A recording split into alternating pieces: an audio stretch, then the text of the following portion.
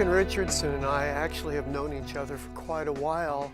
I've tracked his career a little bit over the years.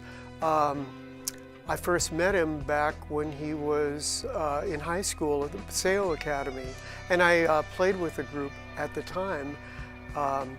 And so we've kept in contact here and there over the years, and I've always tried to find a time to get him back into this part of the country to perform.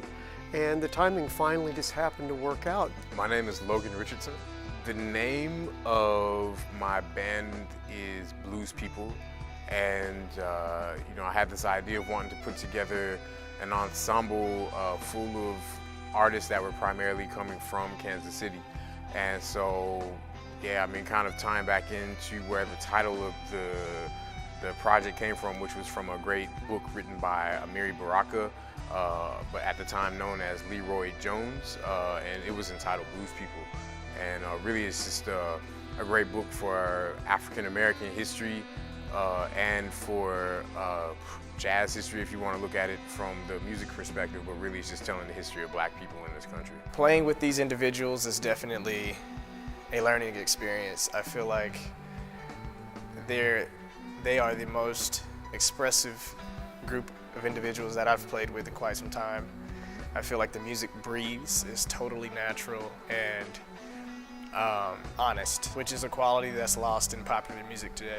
Well, ever since 2007, I've been on the road when I was living in New York at the time, and I got an opportunity to be able to go out with a couple of different artists like Nasheed Waits and Jason Moran, and like some really top tier jazz musicians in particular, and they took me out of the country and took me on the road for the first time. And I think once I got a first kind of breath and my first taste of Europe and just kind of this way of life, it was like pretty inevitable that I was gonna have to go back and spend a more elongated amount of time. Music to me is dealing with something that is entirely,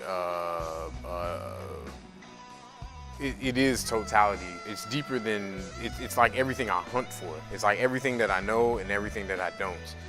It's really truly the definition of being bipolar.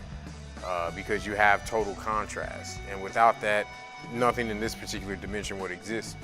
And so for me, music is like my particular vehicle in this life to be able to scoot through life and collect experiences and resource and whatnot, and to try to find like who I am, and like in addition to that, like why I'm here for other people.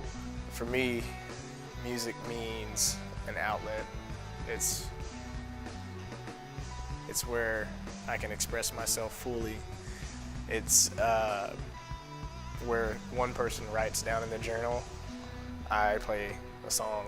Somebody gives an inspirational speech, that's when I give a solo, or something like that. It's pretty connected to me as a person at this point, and not necessarily it's not detached. It's not a thing that I'm trying to achieve. It's already there. The easiest way to answer it is that music is constantly showing me daily what it means.